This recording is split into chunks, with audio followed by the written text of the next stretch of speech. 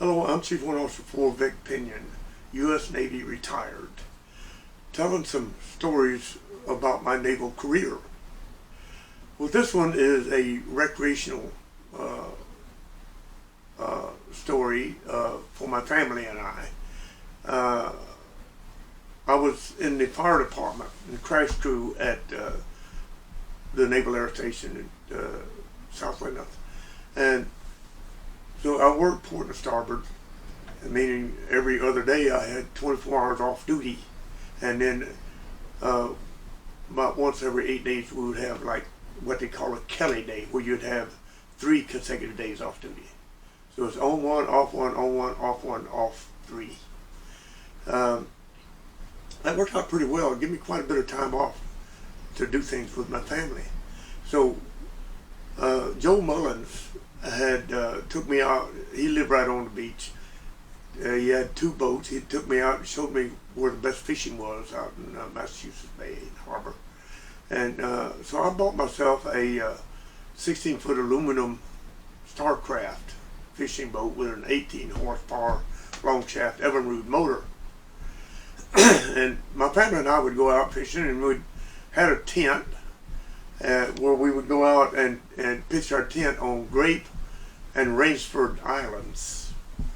We would stay like 2-3 days at a time, and we'd go fishing. We would dig clams, and we'd dig those clam worms. We'd steam the clams and eat them, and we'd use the worms as fish bait, and the fishing was superb out there. We would catch flounder and mackerel and those big North Atlantic cod and assorted other kinds of fish. And we would cook them right there on the beach and eat them and steam the clams in a bucket of seawater. We just had a great time doing that. Well, I would anchor the boat either in shallow water, or sometimes I'd pull the anchor up on the, pull the boat up on the beach, maybe at fairly low tide, carry the anchor up about 20 feet on up the beach or whatever. I might just throw it over so that the tide come in, it would be anchored. Well, one day, it's the middle of the afternoon, we went out there in the morning, and my family and I were off. We'd go and explore Rainsford Island, and we'd come back and we were laying around soaking up some rays, and we had not noticed that our boat was gone. And we were on our way on up the beach under a big shade tree there, and we heard somebody hollering.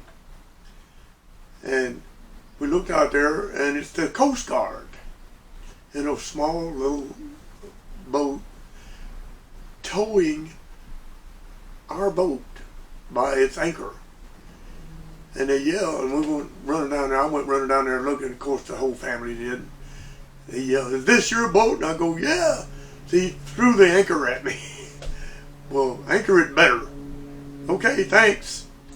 Well, I did anchor it much better ever after that. But we would steam those clams and eat them at night. In the evening, we'd gather driftwood during the day and build fires, a big bonfire and a smaller cook fire. And I like to tell about how we did those clams. We would dig those clams, and they were plentiful. And I would dig them, the kids would pick them up, throw them in the bucket. And we had 2 of those big old, about 2.5 gallon, I call them mop buckets. Well, we would fill one of them up with clams, and we would put fresh water, not fresh water, clean seawater in there, and clams would suck in the seawater, and every time they'd spit out, they would spit out some sand.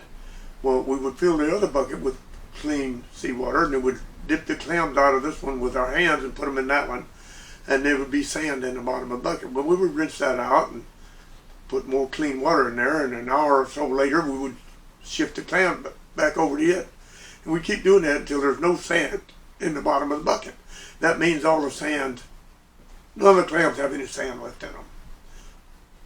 And they would be really good. So we would put about couple inches of fresh, clean seawater, not fresh water, but clean seawater in the bottom of a bucket.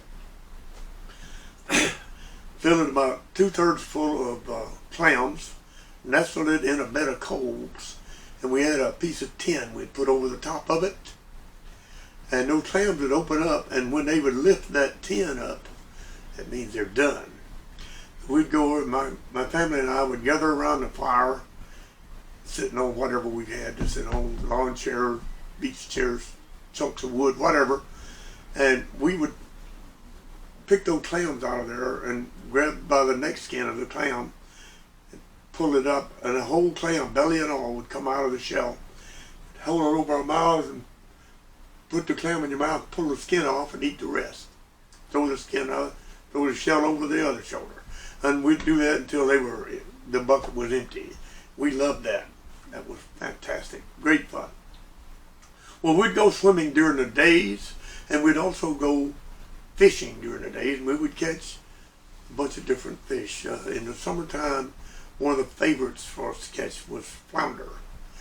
And we'd catch pretty good flounder. I mean, really good flounder fishing there. Well, Joe Mullins had told me how to field dress those flounder. You would cut through the skin right behind the gills, down along the bottom, around the belly, not through the belly, but around the belly, and along the back, and you just cut through the backbone right behind the head, and break that head over, and pull the head and that white skin on the white side of the flounder, pull that skin off. And now we would just leave no, we would gut them. We'd gut them too. And then we'd just, over a bed of coals, we just throw the fish, dark skin side down, right on the coals. And it would cook. And we would pull the meat off of the bones, put it right in our mouths, right off the fire. Oh, that was some good fish. And my brother and sister-in-law, Ted and Donna Warleen, came out and visited.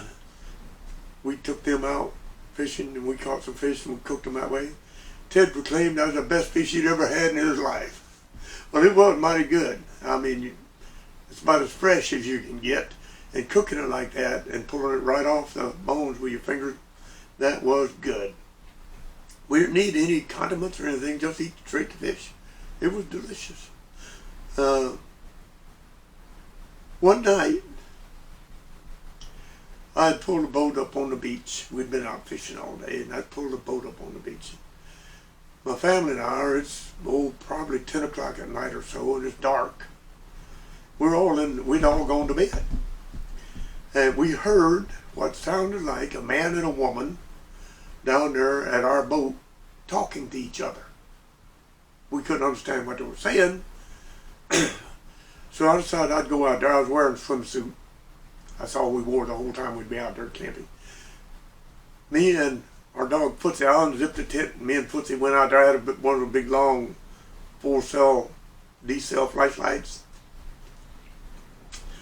Went out and I shined the flashlight down there at the boat, and there was about 100 great big rats swarming all over that boat.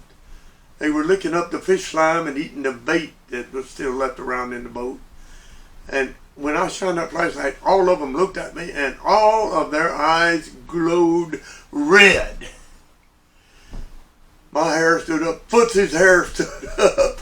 We dived back in the tent, zipped it up.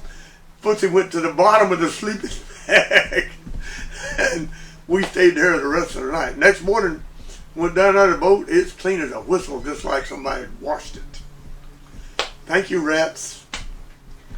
Good end of the story.